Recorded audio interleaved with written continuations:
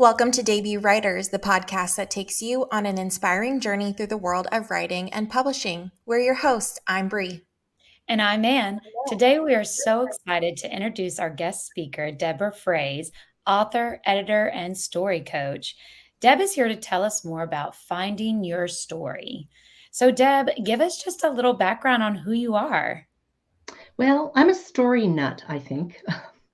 And I work as an editor and a writer and a story coach. I've got a few published books and lots of published articles on all kinds of everything under my belt. I started writing stories actually before I could read as a toddler. And well, right through my teen years, I had trouble falling asleep at night because I would make up stories.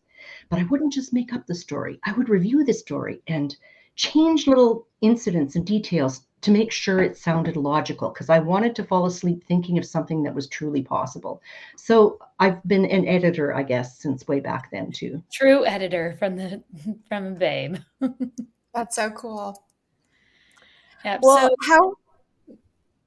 I was going to say, so Deb and I actually work together at Indigo River Publishing. She is our executive editor extraordinaire, and she is just amazing at helping our authors take their story to the next level. And so, but Deb, we're talking to a lot of debut writers. They're kind of trying to figure out their story. How do you help writers find their story if they're just starting out? I think the first thing to do is figure out what you like to read. You're going to write best in a genre that you love to read. So start there and then just let your imagination run wild. Ask yourself questions about all kinds of possibilities. Don't fence yourself in when you're getting started, but just think about the stories that you like, what holds them together, and study plot. This is not what any writer wants to hear, but the better you understand story plotting, the easier it becomes to actually write a story. I have I think you guys have a copy of this. It's 10 story questions, and it's just very basic questions about story that you can ask yourself to determine what your story is about and where it should go. I actually use it in classrooms with adults and with children, and we can write a group story together. But those story questions, like who is your main character? What stands in their way? What do they want more than anything? And why can't they have it? That's actually the crux. That's where any story begins. So start there and throw problems at your characters. Brainstorm. Just let yourself daydream. Personally, I find it is helpful to sit down with a pen and paper when I'm tired because there's no boundaries on my mind when I'm tired. I can't rein my thoughts in. So just stream of thought writing, and I'll take a pen and paper and jot ideas down. Writing by candlelight is really kind of cool when you use a pen instead of a computer, which is like it's not the way people look at things these days. You want the keyboard under your fingertips. But if you put that aside and start using pen and paper, it triggers something in your brain differently than a keyboard can do. And you'll find that your imagination really opens up. You can use AI too. I know a lot of writers are dead set against AI because it's going to steal their ideas, and I get it. I was really terrified of it at first, and it may overtake the writing industry, but I think the more involved we get and the more we know how to use it, the less fearful we will be and the better able we'll be to use it as what it was intended, which is a tool. So I have brainstormed with ChatGPT. I'll come to a part in my story where I'm not sure what's going to happen, so I'll frame a question and ask GPT for some examples of what might happen next. And GPT will come back with a few different examples. 9 times out of 10, they're not what I want, but it's like talking to another writer. And it's like that you get kind of a feedback loop there, and then you can spring other ideas off of it. So nurture your imagination in any way you can too. Yeah, it's interesting you mentioned AI, Deb, because I saw an analogy the other day that like keyboard is the AI to what pen and paper used to be. So authors used to think that pen and paper was the only way you really could write, that you were not supposed to use the keyboard. And then, of course, now everybody uses the keyboard, and AI is the thing that you're not supposed to use. But give it a few years. I mean, I think honestly, it's the internet, and it's happening, it's coming, and you need to gain knowledge on it, and you need to get your head wrapped around the fact that it's not going anywhere. No, and if you think of AI in terms of internet on steroids, it becomes a little easier to accept because essentially that's what it is. It's like Google, only better, because you'll get an answer right away. That doesn't mean you should trust the answer because we all know there's all kinds of garbage out on the Still a internet. baby. It's still a baby. It's And there still are a baby still and people it's a feeding it tool, like incorrect you said. information. Well, and Sorry. Deb, if you sign up for like the Chat GPT Pro, I know we talked about this the other day. Mhm. You can access programs that are being built, such as I've built a program called Author Ally, and it can help you write a query, a book summary, help you put together a synopsis. And there's all sorts of tools that are being built specifically to help writers on the advanced Chat GPT. So, like I said, it's coming whether you like it or not. So we might as well get on board the AI train and figure out how to use it before it uses us. Yeah. So back on track about Okay. finding your story, though. What are some key points every writer needs to know as they embark on this adventure of writing their first novel? Okay.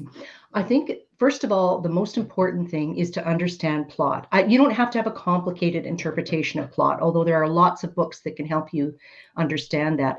But if you know that your story needs a beginning, middle, and end, and you know that there are certain places within your story that something should change dramatically for your protagonist, your main character, you've got some kind of a framework to build your story on. And if you're a pantser, somebody who happens to want to write without bothering with a plot, understanding plot will allow you to review what you've written and figure out where it's going wrong if it's not working. If you don't know anything about plot, you can be reading it and thinking, nothing's happening. It feels kind of dry. I wonder what I should do. But if you understand plot, you can be telling yourself, this is the 25% mark of my book. Something should change. This is a point. This is the first turning point. This is where things should turn on its head for my protagonist. So you can use plot as kind of an evaluation tool, even if you don't want to use it as a writing tool. The other thing and honestly, when I'm looking at manuscripts and fiction, usually the plot is one of the places where they fall flat. The second place where there are often problems is character development. Mhm. You want to know your characters as well as you know your best friend. You want to know if you were to take your main character and stick them in an elevator and that elevator gets stuck and there's some crazed looking individual standing in the corner behind them. You want to know how they'll react. You want to know what they'll say. And if you know your character well enough, you won't have to think about it. You'll just know how they're going to react in any given situation. That is another really critical element to consider when you're learning how to write.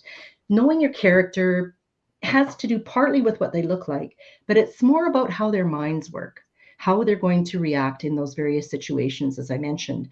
And then to understand that, it's sometimes helpful to think about their past. What have they experienced that have made them that way? I was just talking with Bree earlier about resources for helping you do that. One of the resources here, let me just pull it off my shelf here. It's called The Emotional Wound Thesaurus, as I mumble over my words here. This is a book that will list all kinds of things that can happen to people throughout their lifetime, like a loved one's suicide or divorcing or let's see, growing up in the public eye, just as an example of some different kinds of background. And then you look it up within the book and it will tell you all kinds of personality effects this can have on the individual.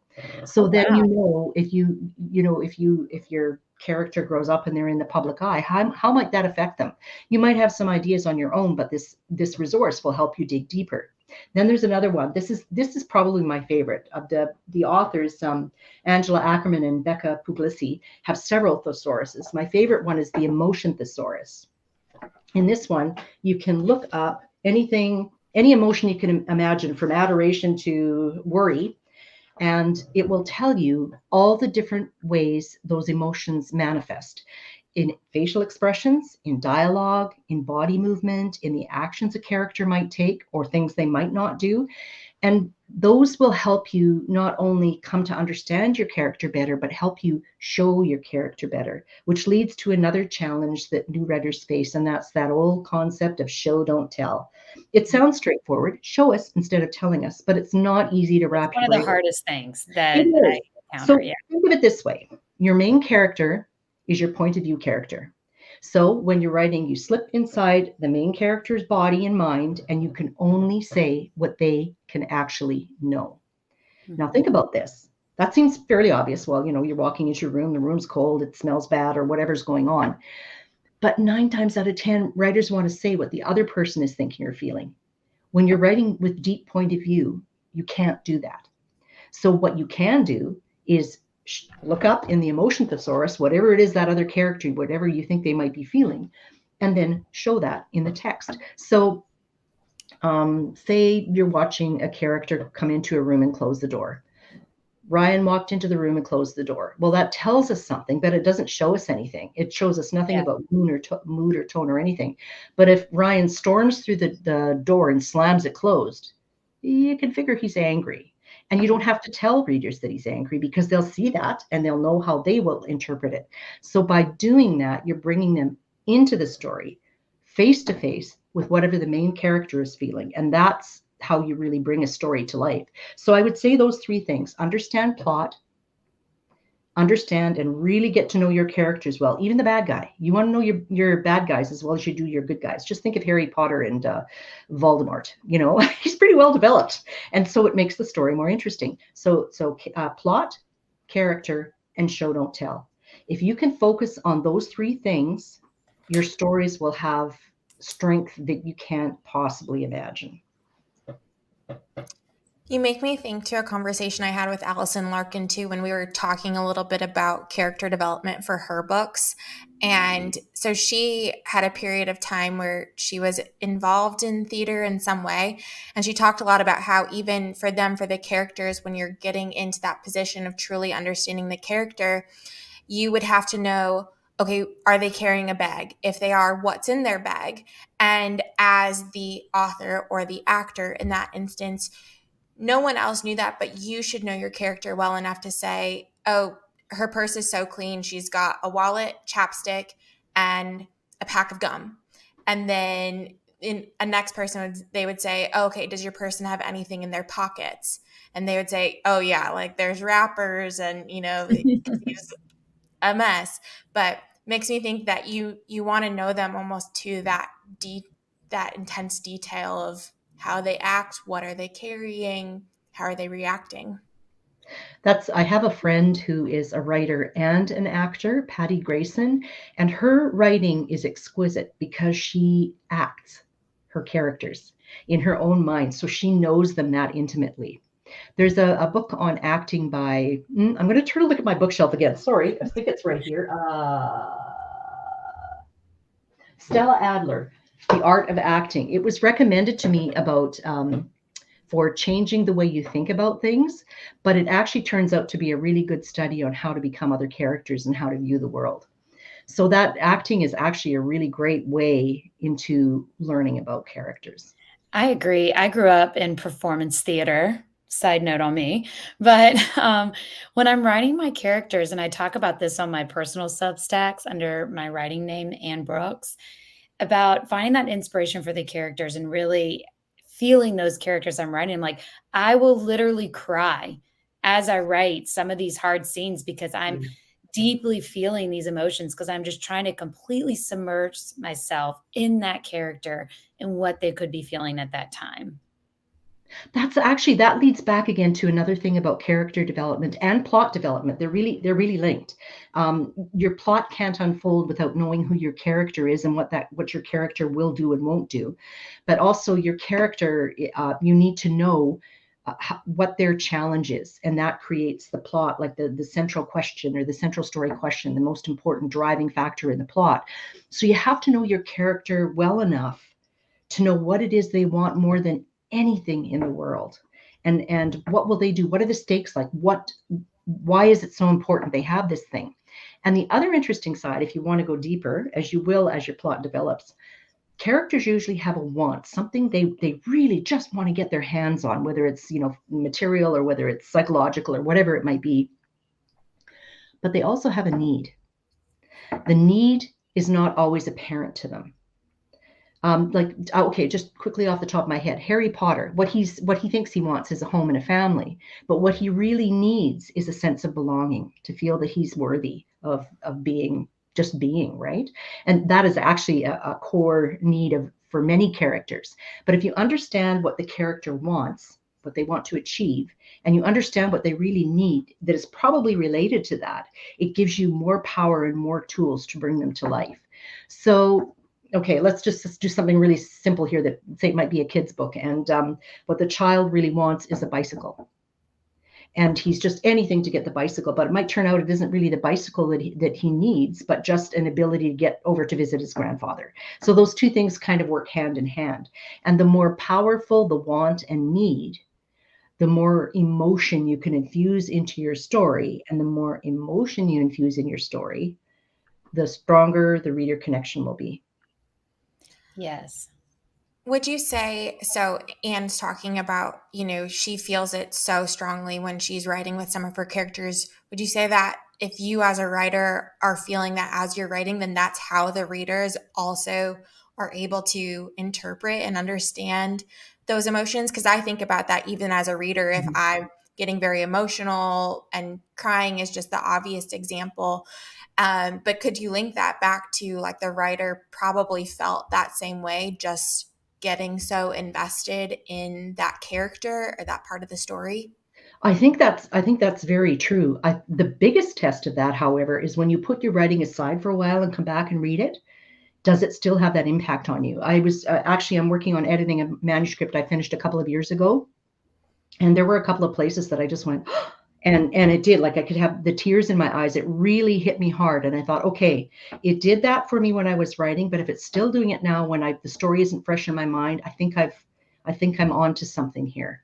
So it is definitely a good thing to watch out for. If you can make yourself feel when you're so familiar with your story, the chances are pretty good your readers are going to feel it too. I would add too, I love it even when authors talk about their characters in fiction like they're real people. They name Mhm. them and they talk about that. And They to me, are real, Bree. oh, don't They're even just get in me. another plane. I I also talk about characters like they're real, but I love it when someone is talking about the book that they wrote and they're just saying, "Oh yeah, Abby, and she cares a lot about this or something." I'm like, yeah, I think that's what you need to feel with your character. Well, I've heard writers say before too, and I've felt this before with my characters, that when you're done writing the book, it feels like you've lost a friend because now that character is done, you're not constantly conversing with them, because I think as you write and you've got this character in your mind, you're asking them questions, you're feeling what they're going through because you're creating it, and then all of a sudden the book is done and you're like, what happened to my friend that I was with every day? It's true. It takes time. Like I've found that when I finish writing a novel, I have to just wait before I dive into something else because I have to allow myself to kind of separate from the emotions of the previous one. Yes, I totally agree, and I love the step away. I think that was something I learned when my big book was Stephen King on writing. That Oh, changed my it's writing wonderful. process completely, and I did. When I finished my book, I stepped away for, like, a month or 2, and I came back and I read it. Even today, sometimes if I'm just, like, reading parts of my book for a reading or something, sometimes I read something, and I think, "Wow, that was really good. I wrote that? Isn't that Look fun? at me." I love that. It's lovely to take a look back at your work. Sometimes you can be frustrated. I know when my first novel was published, I read through it and I thought, I have way too many commas in here. I didn't really know the comma rules at that time, but I just felt like there's way too many commas. Why did I do that? And I should have had this word there. And then I thought, it's too late. Close it, put it away. So you can have that side of it too. But I also reconnected.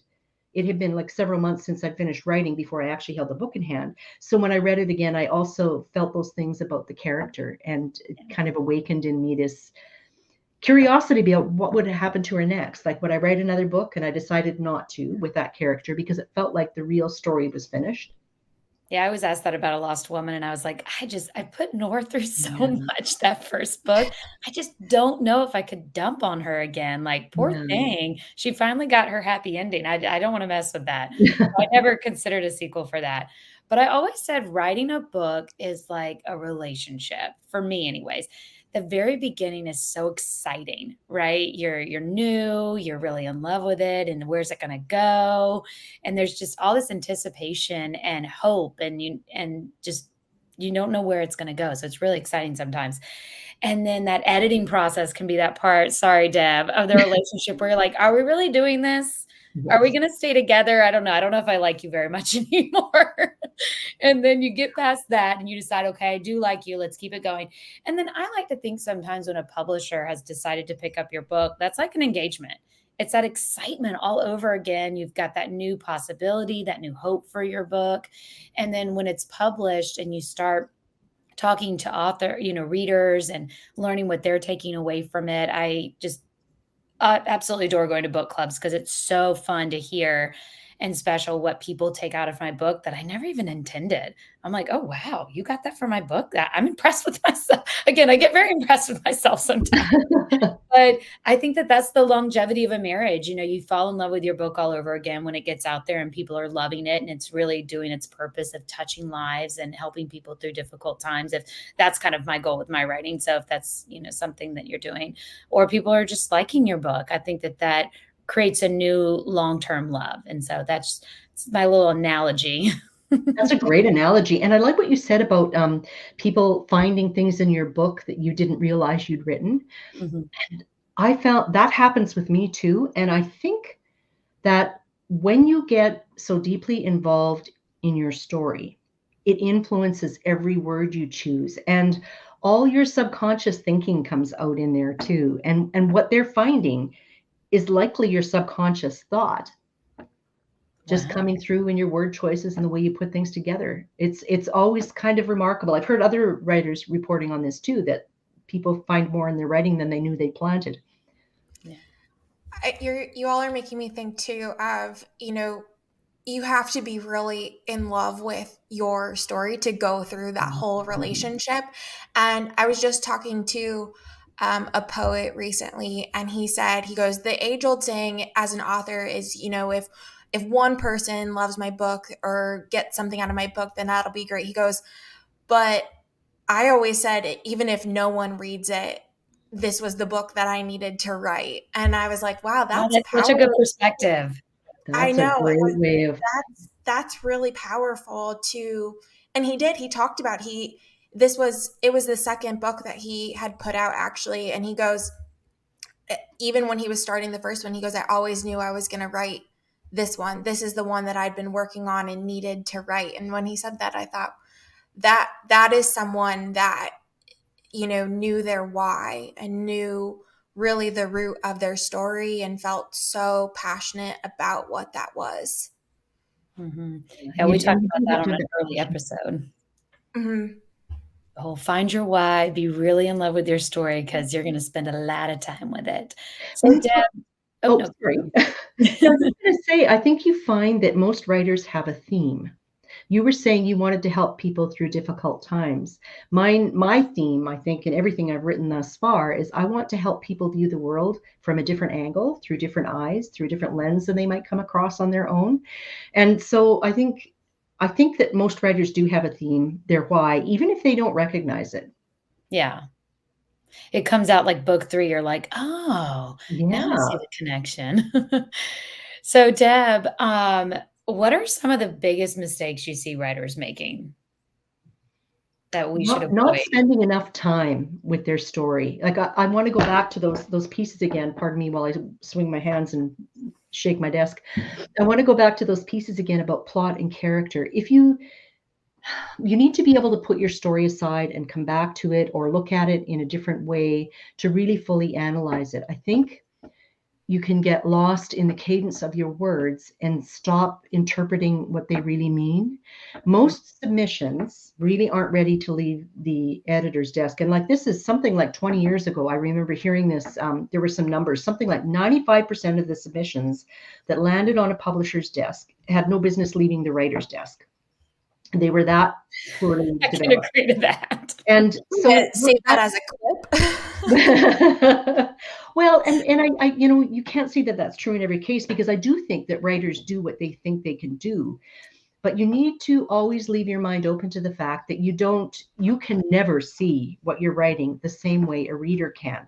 So you have to look at it in different ways. Bree and I were talking about that earlier. Upload it to your Kindle, read it there. Change the font on your screen, read it there.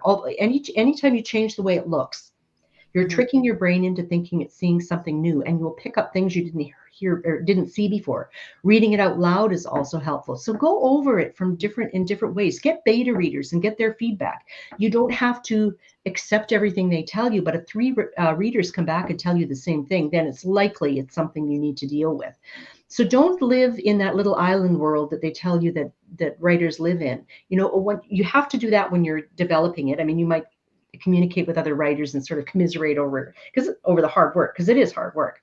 But make sure you get other eyes on it before you send it out, before you try to get somebody to publish this. Do the best you can with it. Take writing courses, read lots of books on writing, and some editors will tell you, don't worry about the editing, the copy editing, any of that, because we'll help you with it. But I don't agree with that statement, because I think if your book is reasonably well edited, if the story comes to the surface, if the characters come to the surface, if you don't have commas salt and peppered all throughout your document, or heaven forbid have none, it looks more professional, and that's going to gain more attention than just, oh, I'm done, hit the end, there it goes. Now hold your breath, because it's not going to leave a good impression. Never ever submit your first draft. That is like Never, ever, that ever. is a hard no. I actually heard, Deb, recently that when you write the book, you write for the author is writing for themselves. But when you edit the book, you're now editing for your reader. And That's so it's like exactly. these two different mindsets going in. Yes, and I think that is a really critical understanding, because it will impact how editing goes.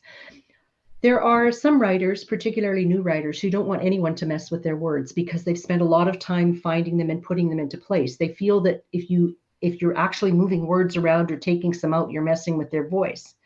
But when an editor isn't messing with your voice, if they're making that many changes to your document, it's not your voice, it's your writing chops. Mm-hmm. We have to learn. We live in a day and age where people are said to have the attention span of a goldfish, which is something like 7 seconds. And readers have reached the point where they want to be entertained all the time, and they want things to move quickly. What that means for writers is you need to learn how to use as few words as possible to put your message across and maintain the tone you need for your story. Mm-hmm. Most manuscripts that I edit, even if they're well written, can lose a minimum of 10% of the words in the story and actually become better because there's fewer words. This seems weird and hard to accept. And if you're a new writer, seeing someone go into your manuscript and show you how to cut out that 10% can be really daunting. It can be very upsetting, quite frankly, because I know, even to this day, I know how I feel if somebody track changes my writing. I don't like it very much. Yeah. But Well, it's I the same. hide the track changes. I view the manuscript with the track changes hidden, and I read it, and I see how much better it sounds. And that's the thing too.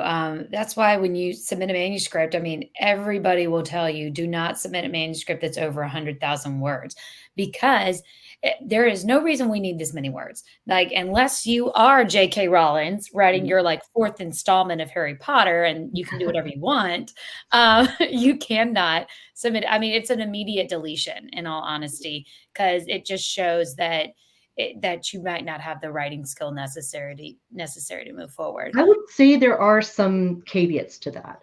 If you're writing historical fiction or a fantasy that's got a complex plot, you may need that many words to do world building. Yeah. But to do that properly, you have to have real skill as a writer. It takes time to learn how to do that world building, and I think readers really enjoy those long stories. So I hate to just write them off altogether. But if you're a new writer, yeah, Bria's like, yes, this is me right now. well, we all know what it's like to get caught up in a really good book. You don't want it to end. So I think there's a place for those manuscripts, but likely not if you're a new writer. My guess is if you submit a 100,000 word manuscript and you're a new writer, probably 20,000 of those words are going to go, and 20,000 new words are going to be added to fully develop your world and your plot, et cetera, et cetera. So you're better off to submit it shorter. Mm-hmm. Unless you really know what you're doing. I would just add too that all of this time and this process that you're talking about also applies to self-publishing too. So if you're a new writer and you know you want to self-publish, once you finish that book, that is not the end product. I had someone recently, we were having a discussion about the authors we were working with, and she goes, I always tell people when they've reached that point that this is your manuscript and now you need to make it a book. It's not, it is just the manuscript. And because we were trying to brainstorm ways to get to talk to other authors who do think I've just spent 6 months writing this is it. And how do you approach that conversation of this isn't it? It's a great accomplishment, and you deserve the pat on the back for that 6 months that you devoted to writing that. But it's a manuscript. It's not a book. And I think I love that's that such a line. yeah. I'm going to remember that line. I think that's It's such a good point to make too on debut writers, Yeah. because we are talking to writers who are doing this for their first time. And I remember my first time when I finished A Lost Woman, I was like, success, I did it. Close the computer, we're done. And then I was like, oh, just kidding. We're just getting started. Like I said, that's that very beginning part of the relationship. There is a whole lifetime that you have with this book that you're going to have to devote, and time that you're going to have to put into it. Speaking of the editing process, Deb, Mhm. when you look at manuscripts, what are some of the most common, like, detail mistakes that a writer can make, like, out the gate, to where it's just like, look, really try to avoid, like, I'm a word repeater. Mhm. I will use the word really, actually, literally way too many times. And so I know that that's my crutch. What are some really common ones that maybe writers don't notice about themselves that they could start looking for? Repeated words are definitely one. Passive language like is, was, were, those, if you did a word search through your manuscript and every was you found or were, you change the sentence to eliminate it, the quality of your manuscript, the power of your words would just skyrocket, take you to a whole new level. That's a really easy, simple thing anybody can do. The other thing that writers tend to do is repeat ideas. So they'll say the same thing over and over again in different ways, trying to hammer their point home. And I do it too. I know I do it too, because I want to make sure readers get the point I'm trying to make. So it's worth spending a round of editing just going through and looking for repeated ideas so that you can pull them. Look, you've got, oh, I said the same thing 3 times in this paragraph. Which way says it best? Let's get rid of the other two. And it's hard. I think it's helpful if you have the resources to go through your manuscript with someone who actually has an editing background. I'm not talking about somebody to just proofread it. I'm talking about somebody with some real good nuts and bolts about story development and line editing, meaning how to keep the words nice and tight and smooth, to give you feedback on your writing. It's an expense, but if you do that, what you learn from that process will inform your writing forever. And that's the thing I find too. If you publish multiple books, with each one, if you're really paying attention to the editing and inviting the editor to really give you critical feedback, your writing will continue to improve. And that's the hard part, right? Like, it's hard to get that solid, deep down feedback on your writing. People will read your book and say, oh, this is great, I really love the story, and they do. But what they don't know, and what you don't know, is how much better they would love that story if it was written just a little tighter, if the plot were pulled just a little tighter, if the characters were just a little stronger. Then you reach that plane where emotion is king in your story, and it'll really resonate with them long after the book closes. And it's going to be so important as we get down the road and start talking in this series about reaching out to agents, reaching out to publishers. They really want your manuscript tight. They do not want to have to do a lot of work, because honestly, they don't have the time, and they're not getting paid to do that. So agents and publishers really want these manuscripts to come to you having already gone through a portion of that editing process. And just think of it this way. How long does it take you to read a book? Say you're a fast reader and you do a minute a page, and you've got a 360-page book. That is what, 6 hours of reading?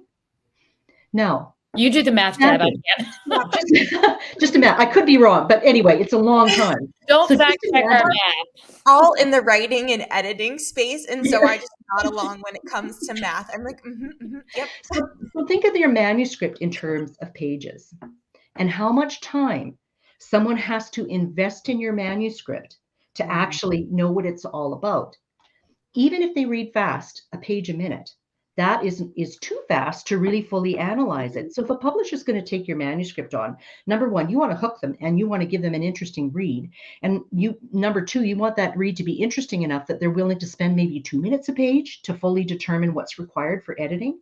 And just think of that. If a publisher gets 100 manuscripts on their desk every month, How many hours does it take to go through them? So the next time someone feels that they didn't get a response fast enough, just keep in mind the simple amount of time it takes to read it, never mind interpret it.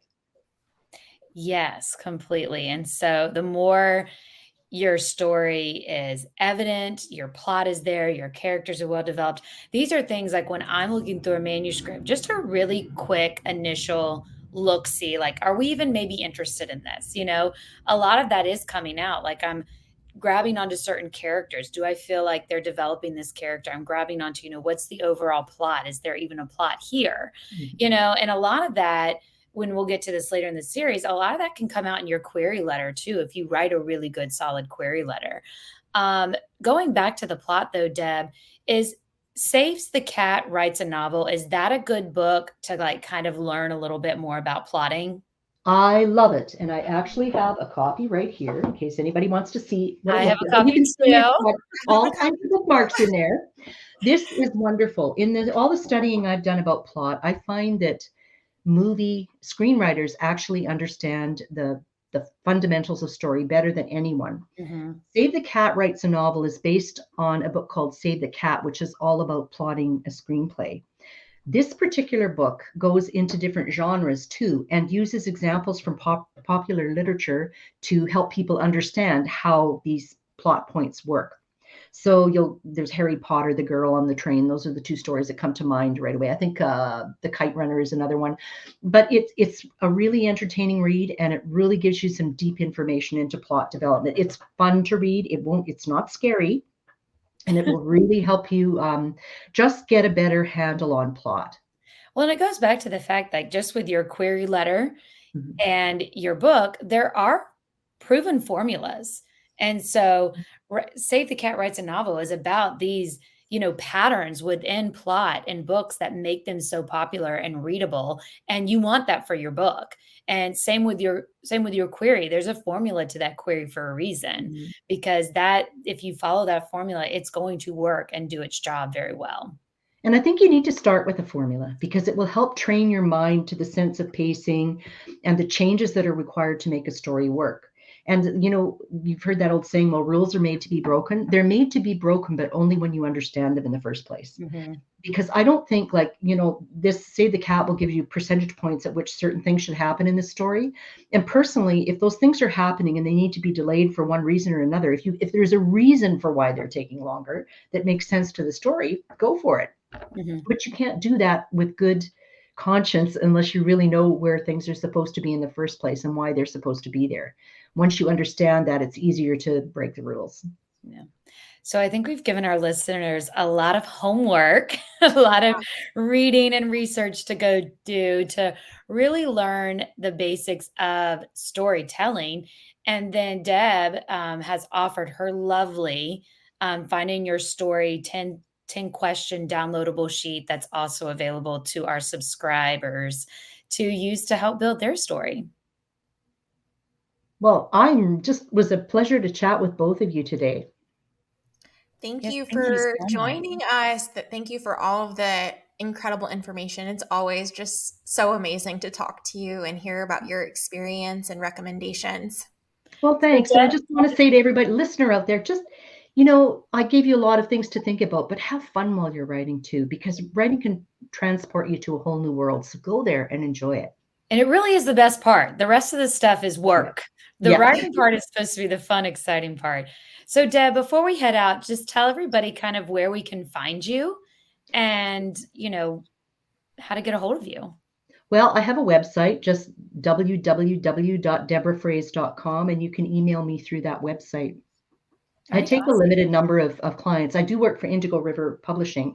I take a limited number of personal clients on every year too. So if you're curious, reach out. Sounds great. We'll Awesome. also put Thanks, that on our Deb. newsletter. Yes, and we'll include that in the show notes as well for anyone that wants to link to it. So this was the perfect way to wrap up series 1 before you start your book as a debut writer. So be sure to come back for series 2 soon. Thank you for tuning into this episode of Debut Writers. Make sure to check out our newsletter for your 3 T's and subscribe to never miss an empowering conversation. Stay inspired and keep writing.